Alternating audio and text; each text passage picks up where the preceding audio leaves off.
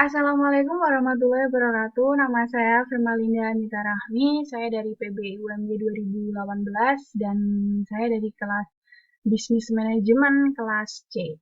Tugas ini untuk tugas presentasi akhir Bisnis Manajemen. Jadi di sini tugasnya adalah mempresentasikan tentang bisnis atau perusahaan yang sudah diamati di tugas yang sebelumnya.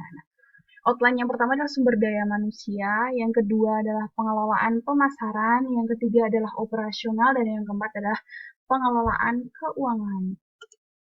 Nah, di awal saya akan menerangkan sedikit tentang bisnis apa yang telah saya amati di sekitar lingkungan saya. Itu adalah bisnisnya bernama Atmosfer Pro. Jadi dia adalah bisnis atau usaha penyewaan alat, sound system, genset, dan audio rental. Jadi semua yang berhubungan dengan sound system dan audio rental menerima penyewaan alat tersebut gitu. Nah, eh, penyewaan seperti sound system, alat musik, gitar, bass, drum, keyboard, semua alat musik, terus lighting atau lampu-lampu panggung yang biasanya digunakan untuk acara besar gitu, acara kecil juga ada, terus yang berhubungan semuanya berhubungan dengan audio, mereka menyewakan alat tersebut. Dan ada juga penyewaan genset, biasanya satu paket gitu, tapi nggak sama genset juga nyewanya juga apa-apa. Nah, yang pertama adalah pengelolaan sumber daya manusianya. Nah, bagaimana sistem rekrutmen sumber daya manusianya gitu. Pertama dari internal. Jadi setelah saya interview dan saya amati, itu adalah perusahaan tempat om saya sendiri. Jadi di rumahnya pun dekat. Jadi saya tahu bagaimana bisnis tersebut berjalan. Nah, untuk rekrutmennya itu biasanya dari tetangga-tetangga saja atau orang-orang terdekat gitu. Jadi untuk rekrutmen internalnya itu seperti pengamatan sendiri. Jadi dari pengamatan eh, om saya sendiri atau direkturnya sendiri mana yang cocok untuk direkrut sebagai karyawan atau pekerja gitu. Nah, kalau dari yang eksternal itu seperti rekomendasi dari yang pekerja senior atau pekerja yang lama gitu, terus rekomendasi dari tetangga-tetangga atau dari orang-orang terdekat gitu, relasi-relasi yang merekomendasikan orang tersebut untuk direkrut. Untuk penyeleksi sumber daya manusianya, formulir aplikasi ada seperti mengisi biodata lengkap, identitas gitu. Terus tesnya itu formalitas, maksudnya ada yang make, kadang ada yang enggak gitu. Untuk wawancara ada kayak seperti tentang gaji atau tunjangan, terus tentang misal punya riwayat sakit apa atau ada apa permintaan khusus apa gitu. Terus untuk pelatihannya itu ada 1 bulan sampai 3 bulan itu biasanya untuk melatih membiasakan bekerja di perusahaan tersebut tuh seperti apa, terus kayak pelatihan cara menggunakan alat musik, menyeting sound system, alat-alatnya menjaga gimana, menggunakannya gimana, itu biasanya dilatih dulu selama 1 bulan sampai 3 bulan gitu. Itu kompensasi dan tunjangan juga ada, jadi kayak tunjangan hari raya juga ada, terus mau lebaran juga ada, mau Ramadan juga ada, terus kayak kompensasi kalau misal sakit atau terjadi misalnya kecelakaan atau apa gitu juga ada. Terus keselamatan kerja juga dijamin, kayak misal ada BPJS-nya, terus eh, apa kayak misal apa-apa tentang yang menyangkut keselamatan kerja les di jalan atau di tempat kerjanya gitu ditanggung keselamatan kayak misal untuk berobat kalau terjadi apa-apa itu yang menanggung atau yang mengurus semuanya adalah perusahaan tersebut. Next tentang pengelolaan pemasaran. Nah, strategi marketing. Menyusun strategi marketing lewat berbagai cara. Salah satunya dari sosial media gitu.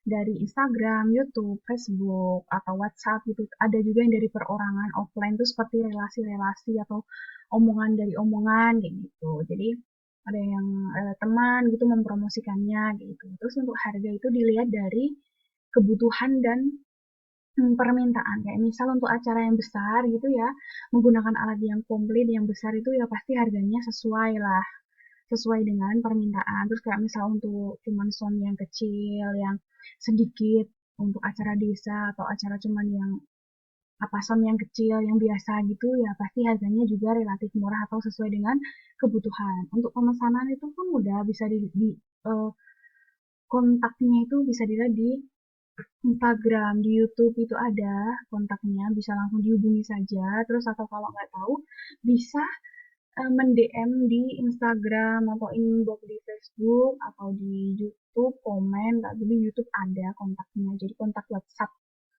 untuk pemesanannya, gitu, untuk lebih detailnya, mau tanya-tanya itu bisa.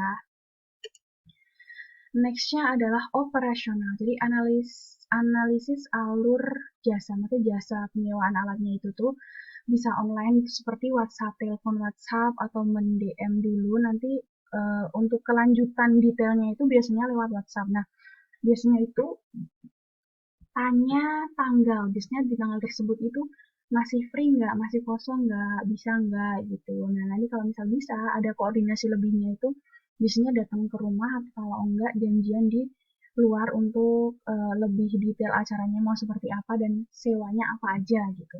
Nah, untuk di awal biasanya ada kalau acara besar itu DP dulu setengahnya, pokoknya ada DP-nya.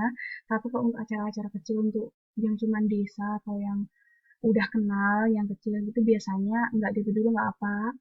Terus hari H udah acara, habis itu pelunasannya biasanya di akhir acara atau enggak 1 hari setelah acara itu selesai. Nah, misal itu yang udah DP ya dilunasin, kalau yang belum dibayar langsung gitu.